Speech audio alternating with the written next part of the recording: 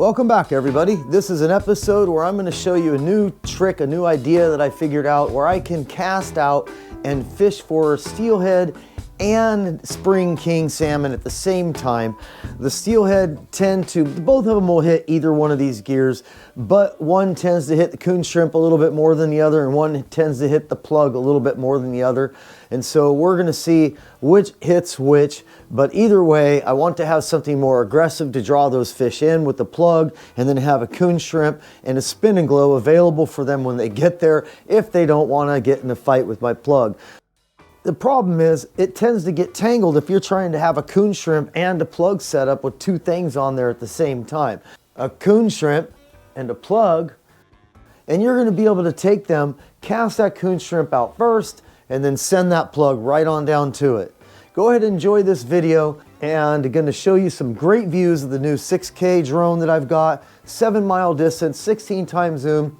It's going to really add to the flavor of the channel. We're going to be able to see fish fights from above in clear water and underwater cameras. All this stuff is going to really add to how I'm going to learn, how I'm going to find new spots, and how I'm going to share that with you. That's the most important thing, is it's going to give you guys a lot better views. If you just look in this video, you're going to see the shoreline bank, and you'll see the structures along that bank, and I'll use that to teach people how I'm finding these spots where the fish are sitting at.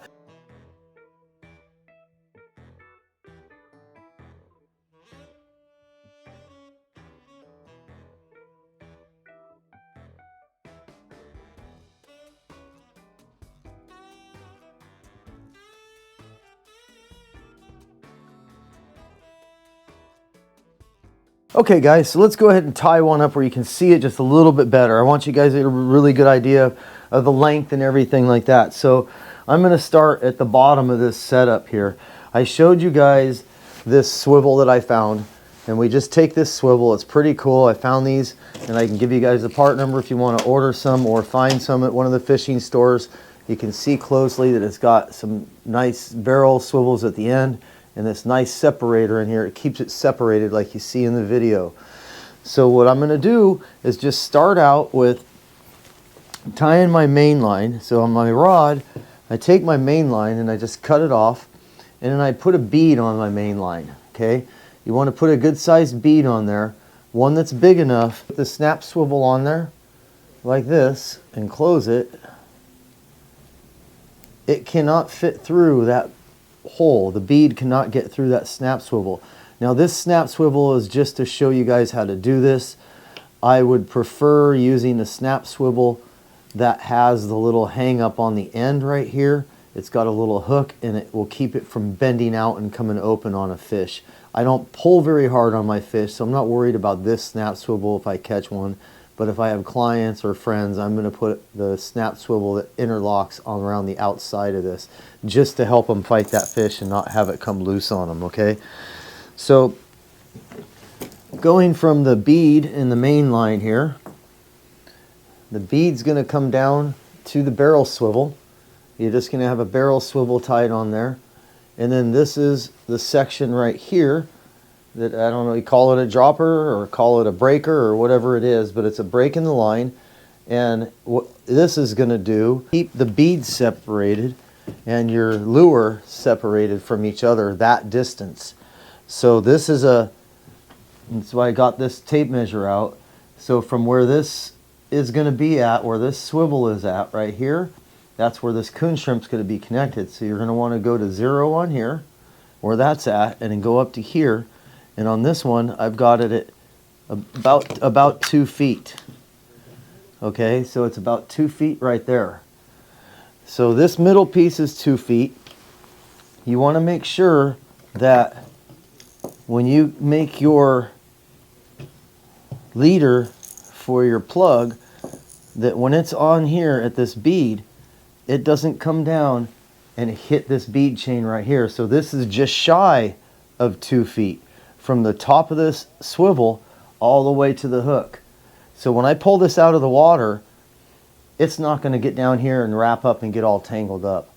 Now, when it's in the water, this is going to be up here flopping around. It's not going to come down this low and get tangled up unless the water is completely dead. And if that happens again, it's not going to tangle your whole stuff up and become a big mess. So this is a really important part here to have this done. So you're going to tie your bead on, you're going to make yourself your 2-foot breaker, or you can go 3, whatever you want to do. And then you're going to have this dropper swivel on here. And then I'm going to put a clip. I take one of these snap clips and I put that on there. And this is where I'm going to put the dropper for my weight. I start at a 2-foot dropper like this, and I just clip it on there. You can tie it on or whatever you want to do. Because this doesn't get tangled, I just do it this way. It's quick because I can change these weights out. If it starts sliding because the water is too fast for a 12, then you can go up. Usually when I'm running this setup with this, a 12 is no problem, and sometimes I even go to a 10. If the water is even really slow, I can use an 8 and get it to hang up, no problem. But this is what I was using in the video. I was using a 12 because the water is high and dirty and fast. So I've got the 12 on here now. Okay, I'm going to bring this 12 up here like this. Now for purposes of the video here, I'm going to go ahead and shorten this so you can see it a little bit better. And all I do is just take this, make a loop like that, so it's just looped, and then push this loop right back through that hole on itself, just like that, and then pull it tight. Put your finger in there, pull it nice and tight, trim that tag in, and you just go ahead and clip that on there real quick. So it doesn't take a long time to change the weight out if it's sliding, or if it breaks off, you can just quickly put another one on. So this is going to be here just like this. Your bead is coming down to here, and you have this gap in here that's going to separate this coon shrimp setup from the weight. Let me get this bead down here. Well, it doesn't want to come all the way down there, of course. So now we've got this set up here to the bottom. And again, I will even run on a bad barometric pressure day, I will run my coon shrimp down this low. Okay, so now I just take my coon shrimp setup, okay, and I'm just going to tie it right to my bead chain swivel. And just use a fisherman's knot for that. Spin it 7 times and then go back through, get it wet. Just like that. Spin it back through. I help it with my finger a lot to keep it from burning itself and melting a little bit. Not necessarily melting, but it deforms it and it can weaken it. Okay, so now you have this coon shrimp off the bottom going just like this. Okay, now there's fish coming at this level. Now you have this set up here,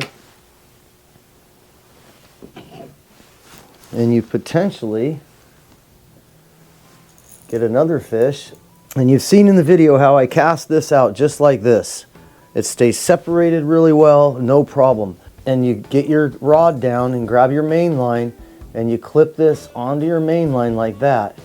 And of course close the snap swivel. And when it comes down and it goes in the water like you see in the video here, it's going to hit this. You can feel it hit that, because then this starts shaking like crazy. You go ahead and take a look. When I lift this up, this is going to be here wobbling. And again, this is an adjustable depth right here. You don't have to have it that far away. You can bring it a little bit closer and bring this down lower to the bottom. I'd like to start with this amount, and then that way I've got one at about 3 feet and one at about 2 feet down here. So you've got this double setup going, and you're gonna have, and see how this one swings around it too, so nothing's getting tangled on each other, right? That's the important part right there. So when you're casting, or more or less when you're bringing this back in, because you're never going to cast it with this on here, you're just going to clip this on and it will slide down and hit that bead after you cast this rest of this setup out there. So there you go, you guys. Hope you guys enjoy this. Catch a lot of fish. Let me know how you do with this setup. I know it's going to be really good. I've had some luck with it, and I'm sure you will too. Again, you might get some steelhead with this and some kings on that, or the other way around. And don't forget to add some type of scent to your lures. I've been trying this, what is this, throat candy sauce. I put this on there, or I'll stick it on this one when I put the coon shrimp on there. If I'm not getting strikes with just the coon shrimp, you can also fillet a coon shrimp open, or a shrimp, and use magic yarn to wrap it onto this. And they will really bite on that too. If you're down on the Columbia, where they're even more active for biting down in the lower area, you can throw sardine on there or something else. And remember, if you're going to go to bigger plugs, you're going to have to go to bigger weights because it's going to put some pull on that and want to drag it down. And always use these pyramids and the faster water. It's going to grab a lot better. Okay guys, hope this helps you out and see you on the next one.